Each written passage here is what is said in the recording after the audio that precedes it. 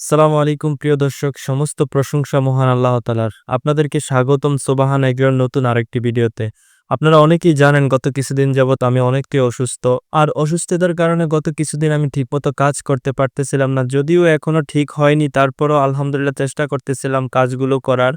তার মাঝে আজ আবার হচ্ছে প্রচণ্ড বৃষ্টি, সেই বৃষ্টির মাঝেই আমার কাজগুলো করতে হচ্ছে। প্রিয় দর্শক, আপনারা জানেন আমাদের দৈনন্দিন কাজের কিছু চিত্র আমরা আপনাদের মাঝে ভিডিও আকারে শেয়ার করে থাকি। তারই ধারাবাহিকতা আজ আমি আপনাদেরকে দেখাবো। আজ সকাল থেকে দুপুর পর্যন্ত আমরা কি কি কাজ করলাম খামারের মধ্যে। যাই হোক, আলহামদুলিল্লাহ প্রথমে আমরা আমাদের ব্রয়লার ফ্রেঞ্চ মুরগিগুলোকে খাবার দিয়ে নিয়েছি। আপনারা হয়তো দেখতে পেয়েছেন। অনেকেই আমাদেরকে ভিডিওর মধ্যে জিজ্ঞাসা করছেন যে এগুলো কি মুরগি।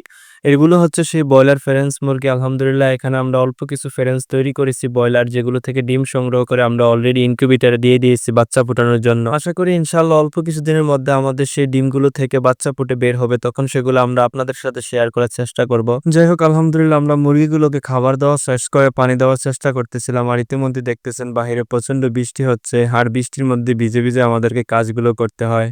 আজকে আমরা মুরগির পানির সাথে ঠান্ডার কিছু মেডিসিন দিয়ে দিচ্ছি, কেননা বৃষ্টির কারণে প্রচন্ড ঠান্ডা হয়ে গেছে আমাদের আবহাওয়া। কেননা আমি আপনাদেরকে আগেই বলেছিলাম আমাদের খামারের আশেপাশে প্রচন্ড গাছপালা, যখন এখানে বৃষ্টি হয় আমাদের আবহাওয়া অনেকটাই ঠান্ডা হয়ে যায়। আলহামদুলিল্লাহ সেই জন্যই আমরা আগে থেকে মুরগিগুলোকে ঠান্ডার মেডিসিন দিয়ে রাখি। কেননা আপনারা জানেন অনেকেই এই ব্রয়লার ফ্রেঞ্চ মুরগিগুলো বর্তমানে ডিমের প্রোডাকশনে আছে।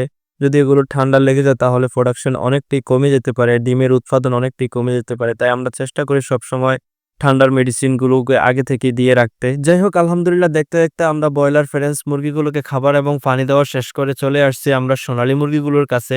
আপনারা জানেন আমাদের এই মুরগিগুলো বর্তমানে ফ্রেঞ্চ, এগুলো হচ্ছে বর্তমানে প্রোডাকশনে আছে। আলহামদুলিল্লাহ এখান থেকেও আমরা ডিম সংগ্রহ করে আমাদের ইনকিউবেটরে দিয়ে থাকি বাচ্চা বেরোনোর জন্য। তো যাই হোক, আলহামদুলিল্লাহ আমরা মূলত চাইতেছি যে আমাদের খামারে বিভিন্ন প্রকারের বাচ্চার যে চাহিদা, সেটা আমাদের নিজেদের উৎপাদিত বাচ্চা থেকে আমরা সেই চাহিদা পূরণ করার চেষ্টা করতেছি। আলহামদুলিল্লাহ এই লক্ষ্যটাকে মাথায় রেখে আমরা ব্রয়লার সহ বিভিন্ন প্রজাতির মুরগি এবং কয়েল পাখির কিছু ফ্রেঞ্চ তৈরি করেছি, যেখান থেকে ডিম সংগ্রহ করে আমরা আমাদের ইনকিউবেটর মেশিনে দিয়ে আমরা বাচ্চা ফুটিয়ে থাকি। যাই হোক, আপনারা আমাদের জন্য দোয়া করবেন, আমরা যেন অতি অল্প সময়ের মধ্যে আমাদের খামারের বাচ্চার চাহিদা সম্পূর্ণ করে আমার মতো যারা ক্ষুদ্র খামারি আছে তাদের মধ্যেও এই ভালোবাসাটাকে ছড়িয়ে দিতে পারি। আলহামদুলিল্লাহ ইতিমধ্যে অনেকেই আমাদের কাছে বিভিন্ন প্রকারের বাচ্চা এবং বীজ ডিমের জন্য মেসেজ করেছেন।